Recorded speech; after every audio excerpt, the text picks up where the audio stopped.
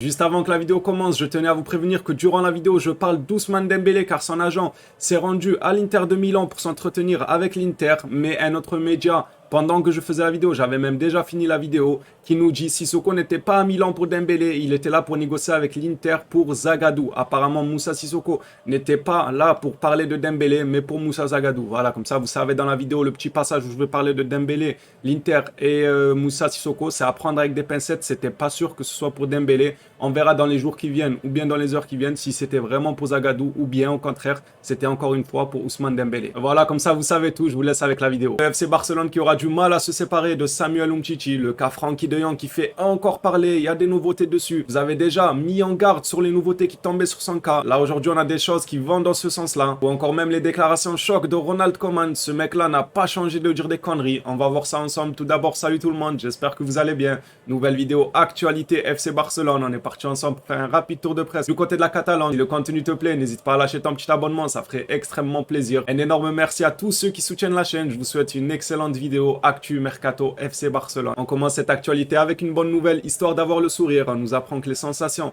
de Fati sont excellentes. Le joueur s'entraîne au maximum avec un excellent mental et une excellente condition physique. Le joueur est maintenant prêt à 100% d'après Javi Miguel. Et c'est ce genre de nouvelles, bien évidemment, qui font extrêmement plaisir. Je suis bien content pour Ansu Fati, en espérant qu'il ne se claquera pas en début de saison. J'espère vraiment que cette année, c'est son année et qu'il va tout arracher. Pour Trincao au Sporting, on apprend les conditions du FC Barcelone. Option d'achat obligatoire pour Trincao s'il joue 15 matchs au Sporting, fixé à 20 millions. Donc vous l'aurez compris, si le prêt de Trincao du côté du Sporting venait à se faire et que le joueur venait à jouer 15 matchs minimum, l'option d'achat serait obligatoire. On va parler des déclarations encore frauduleuses de Ronald Koeman. J'ai l'impression vraiment qu'il ne changera jamais ce type. Dire connerie sur connerie, c'est ses habitudes.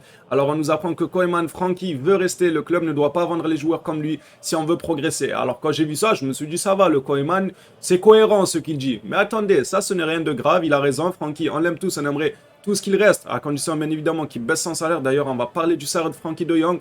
Vous avez avancé quelques théories, on va en parler, je vais pas vous spoil. Chaque chose en son temps. D'abord, voyons les déclarations de Ronald Koeman. Donc celle-là, elle est pas choquante, elle est même normale de la part de Ronald Koeman. Mais regardez-moi cette déclaration-là. Koeman explique que selon lui, Bartomeu a été un bon président. Non, mais c'est pas normal. Non, il y a quelque chose qui va pas dans sa tête. Ronald Koeman, il a vraiment pas intérêt à passer ses prochaines vacances du côté du Barça, car ça risque de mal se passer. Je pense que si quelqu'un venait à le croiser dans les rues après toutes ces déclarations, ça se finirait comme ça. Hey, monsieur! Hey!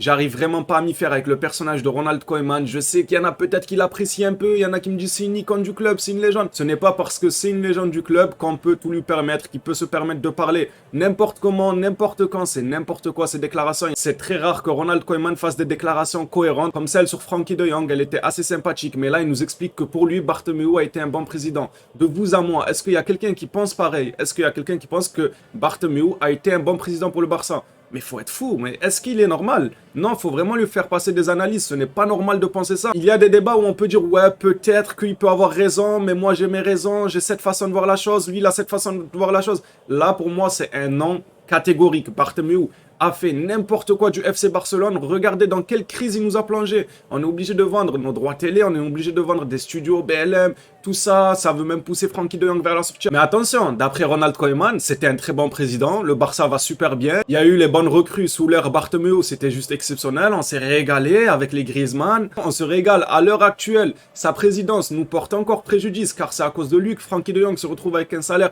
à plus de 20 millions, c'est juste énorme. Et M. Koeman ose nous dire qu'il a été un très bon président. D'ailleurs, la traduction a été un peu mal faite. Ils ont écrit que Bartomeu a été un bon président, mais dans d'autres communiqués, j'ai même vu qu'il a dit Bartomeu a été un très bon président. C'est pas juste bon, c'est très bon président.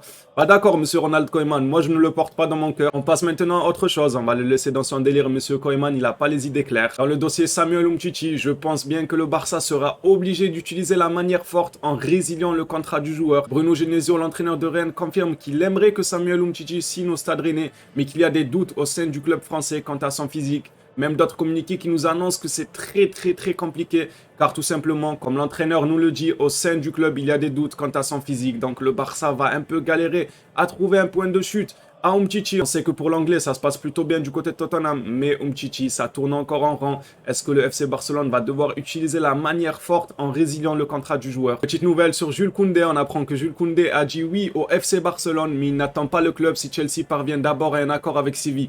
Donc voilà, encore une fois, il faut que le FC Barcelone se précipite un peu. Il faut que ça accélère un peu sur Koundé, même si ces derniers jours, comme je vous l'ai dit, moi ça me fait plaisir, on a pas mal accéléré. Kessié, Christensen, Rafinha qui est de plus en plus annoncé. Mais voilà, Jules Koundé, il aimerait que le FC Barcelone accélère les choses un peu plus, histoire qu'il soit tranquille, qu'il règle son transfert. Il n'est plus à réfléchir tous les jours sur sa prochaine destination, ce qui est tout à fait normal. Le joueur doit déjà savoir quelle tenue il portera la saison prochaine. On arrive au cas de Frenkie de Jong. Chelsea a déclaré au FC Barcelone qu'il ferait une offre officielle pour Frenkie de Jong dans les prochaines heures. Mais seulement le joueur, lui, apparemment ne voudrait pas entendre parler de Chelsea. Dans ce communiqué, on nous dit tout simplement que Frenkie de Jong ne veut pas rejoindre Chelsea. S'il quitte le FC Barcelone, la seule option qu'il valorise est celle de Manchester United. C'est fou. Il y a 2 jours, c'était il ne voulait pas Manchester United, il voulait Chelsea. Car Chelsea voulait De Ligt, qui rêvait de jouer avec De Ligt, que Chelsea jouait la Ligue des Champions. 2 jours après, il ne veut pas Chelsea, il veut Manchester United. Encore merci aux médias, comme à leurs grandes habitudes, de nous balancer à gauche, à droite. En fait, il veut ci, en fait, il veut ça, en fait, il veut ci. Rappelez-vous bien, il y a de ça 2 jours, quand j'ai tourné la vidéo où je parlais de Frenkie de Jong et de l'amour qu'il a pour le club. Quand Laporta demandait une baisse salariale à Frenkie de Jong et que, apparemment, d'après la presse, Frenkie de Jong avait refusé. Je vous avais dit, c'est juste pas normal. Le joueur, il clame son amour envers le club. Il dit que c'est son rêve de jouer au FC Barcelone. Et quand on lui demande de baisser son salaire, il refuse. Ce n'était pas normal. Il y avait quelque chose qui allait pas. Donc, je vous disais de prendre avec des pincettes ces informations. On verra comment ça évolue. Mais ça me paraît bizarre que Frenkie de Jong, qui se dit aimer autant le club, refuse de baisser son salaire. Regardez ce communiqué. Ce qui nous dit, Frenkie de Jong n'a pas reçu d'appel du club pour baisser son salaire. Il a appris cela via la presse. Il veut rester. Chelsea n'a pas contacté son agent. Je trouve ça juste honteux. C'est honteux comment le club se comporte avec Frenkie de Jong. Pourquoi lui, alors que de l'autre côté on a Dembélé, le club ne veut toujours pas retirer son offre. Or que Dembélé mériterait ça. Il mériterait que le club retire son offre et qu'il lui tourne le dos une bonne fois pour toutes en disant à Dembélé, écoute, tu n'as plus aucune chance de jouer sous le maillot du FC Barcelone. Tu as trop joué avec les sentiments de tout le monde, que ce soit au club ou que ce soit avec les supporters. Maintenant c'est fini. Et de l'autre côté on a quelqu'un qui aime le club, qui dit que c'est son rêve, qui a un potentiel énorme, qui n'a pas encore atteint son prime au FC Barcelone. Il y en a qui vont lui tomber dessus en disant qu'il n'est pas super régulier. Je peux pas contredire ça. Moi-même, je le dis que ce n'était pas le plus régulier, mais le Barça était malade. Quand Frenkie de Jong n'était pas régulier, c'est le Barça entier qui n'était pas au top. Donc, comment en vouloir à un seul joueur quand tout le club n'est pas au top?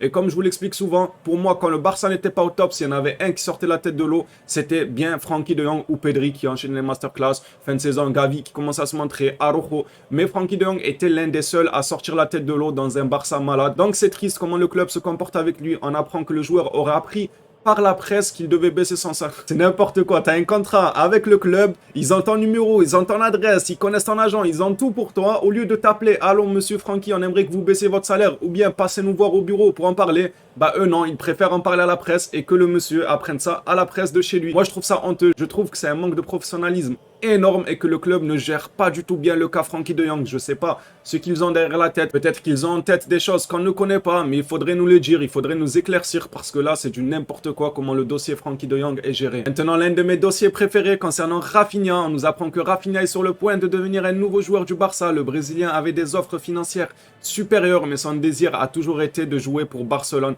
Son attitude a été la clé pour convaincre Leeds. C'est vrai qu'il a une très bonne attitude, Rafinha, on ne peut pas dire le contraire. Moi, je reviens sur mes propos. Si jamais le joueur venait à ne pas signer au Barça et qu'il signe dans un autre club, Chelsea, Arsenal ou autre, je lui en voudrais pas à lui. Je me dirais pas que c'est la faute du joueur, car le joueur, c'est vrai qu'il a une attitude exemplaire. C'est vrai qu'il a recalé les offres des autres clubs en attendant le Barça. Mais si le Barça n'accélère pas pour officialiser ça et que le joueur finit ailleurs, je lui en voudrais pas à Rafinha à titre personnel. En parlant de son attitude, tenez ce communiqué de l'entraîneur de Leeds qui nous dit que l'accord avec Rafinha pourrait avancer rapidement, a déclaré Jess March. Rafinha a repris l'entraînement aujourd'hui. Bonne attitude. C'est vrai, le joueur va partir et il est quand même venu s'entraîner avec son club. Quant à nous qui avons Ousmane Dembélé, qui lui ne fait aucun effort, il nous dit pas ce qu'il veut, où il veut aller, s'il vient s'entraîner, s'il ne vient pas, s'il signe ailleurs, s'il signe au Barça, il laisse couler. Là, on a Rafinha qui sait qu'il va probablement partir. Pour moi, c'est à 100% que ce soit au Barça ou ailleurs. Il partira de Leeds. Je pense pas qu'il fera encore une saison à Leeds, mais il vient quand même s'entraîner et l'entraîneur l'a remarqué et a tout simplement déclaré à la presse qu'il avait une bonne attitude de venir s'entraîner. Je ne l'engagerai pas à être en Australie avec des choses capables d'évoluer rapidement dans les prochains jours. Voilà, il nous dit même qu'il ne va pas l'engager dans un départ en tournée vers l'Australie. Ce qui est à noter, c'est que le joueur a vraiment une bonne attitude. Vamos le Barça, on accélère, on le signe, comme ça on n'en parle plus. J'espère vraiment qu'on prendra pas une clim sur ce dossier-là, car il y a d'autres médias comme RMC Sport qui nous annoncent comme quoi il serait proche de Chelsea.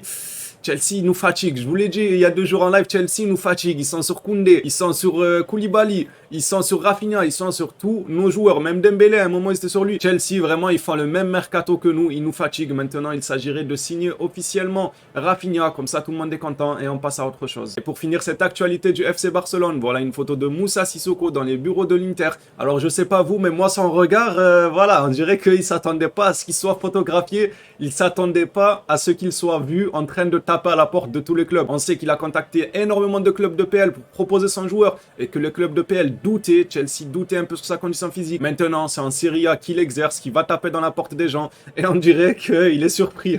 On dirait vraiment qu'il est surpris d'être vu là. Oui, on t'a chopé, monsieur Sissoko. On a encore vu que tu étais en train de proposer ton joueur à toutes les équipes et que personne n'en voulait. On verra si ça va avancer vers l'Inter ou pas. Personnellement, maintenant, autant qu'il y aille, va à l'Inter Dembélé, laisse-nous tranquille, va à l'Inter, va au Milan AC, va à Torino, va à Sassuolo, va où tu veux. Juste laisse le Barça tranquille, laisse-nous avancer dans les autres dossiers. Voilà, cette vidéo actu touche à sa fin. Si le contenu t'a plu, n'hésite pas à lâcher le petit abonnement pour me le faire savoir. Ça me ferait extrêmement plaisir. Merci à tous ceux qui like aussi. Encore une fois, un énorme merci à vous pour le soutien. Peut-être que d'ici ce soir, il y aura une deuxième vidéo actualité FC Barcelone. Si jamais il y a des nouvelles informations, vous commencez à comprendre comment je fonctionne. S'il y a assez d'informations, hop, vidéo. Je vous dis donc à ce soir pour une nouvelle vidéo ou bien demain. D'ici là, prenez soin de vous.